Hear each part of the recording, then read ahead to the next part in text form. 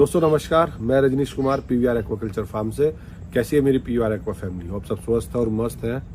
दोस्तों इस बार rainy season अभी तक रुकने का नाम नहीं ले रहा है और अच्छी खासी रेन हुई है और बहुत सारे किसानों के तो पूरी फिश भी बह गई हैं।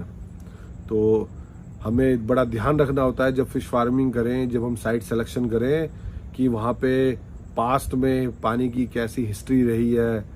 कोई हमने लो लाइंग लैंड तो ज़्यादा जल्दी चूज नहीं कर लिया है और पैरेलली हमें लैंड में ये भी देखना होता है कि वहाँ पे सीपेज का क्या स्टेटस है। आज इस वीडियो में हम यही बात करने वाले हैं कि जो हमारा वाटर बॉडी होती है या पोन्ड्स होते हैं, पोखर होते हैं, उसमें सीपेज कितना होता है। दोस्तों जो वाटर सीपेज होता है मेनली हमारे 3 कारणों से होता है। एक तो हमारा जो जब नई वाटर बॉडी डेवलप करते हैं जो कोलम के माध्यम से या हम कहेंगे वर्टिकल जो पानी नीचे चला जाता है पोर्स के माध्यम से। जब भी हम कोई नई वाटर बॉडी डेवलप करते हैं तो वहां पे जो सोयल का स्ट्रक्चर रहता है, सोयल सबसे बड़ा इंपॉर्टेंट रोल प्ले करता है।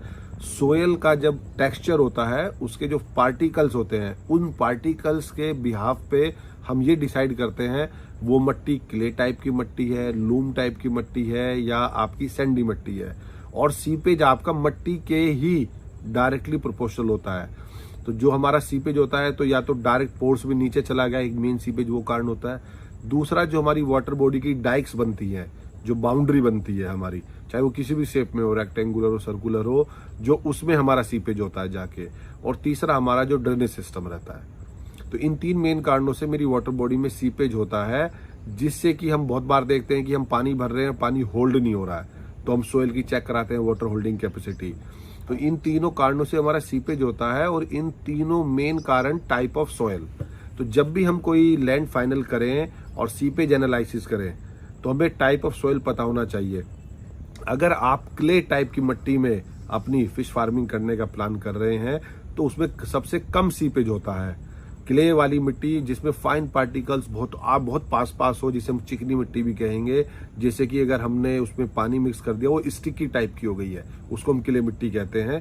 मिट्टी हमारी बहुत टाइप की होती है लेकिन हम जनरली 3 कैटेगरी में डिवाइड करते हैं, जब क्योंकि हमें बहुत सारे फार्मर्स तक ये मैसेज ब्रॉडकास्ट करना है। तो 1 से 10 mm आपका पर डे सीपेज हो जाएगा अगर आपकी क्ले मिट्टी है।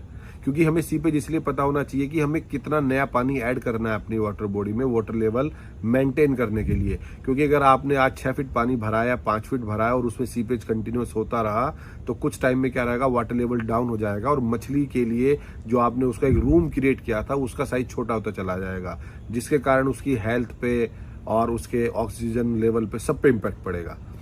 दूसरी मेन मिट्टी होती है हमारी लूम टाइप की, उसमें हमारा 8 से 20 mm पर डे सीपेज हो जाता है।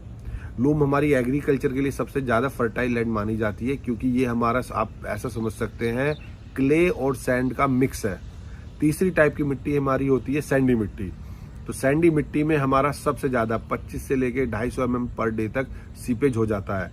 तो इसीलिए जब भी आप लैंड सिलेक्शन प्रेफर करें तो ये हमेशा बड़ा ध्यान रखें कि आपकी मिट्टी पथरीली और रेतीली ना हो, क्योंकि उसमें सीपेज बहुत ज्यादा होगा और आपको टॉप अप बहुत ज्यादा करना पड़ेगा।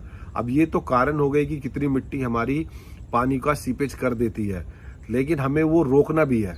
अगर हमें रोकना है तो हम सबसे इजी सॉल्यूशन क्या रहता है कि हम पडलिंग कर दें, जो हम ज्यादातर धान के खेतों में आपने देखा होगा, जिससे क्या रहता है कि हमारे सोयल का टेक्सचर ब्रेक हो जाता है और नीचे के पोर्स बंद हो जाते हैं। ये सबसे हमारा इजी और सबसे चीप सॉल्यूशन रहता है। दोस्तों बने रहें पीवीआर एक्वा यूट्यूब चैनल पर और जानते रहें फिश फार्मिंग से रिलेटेड बातें। धन्यवाद।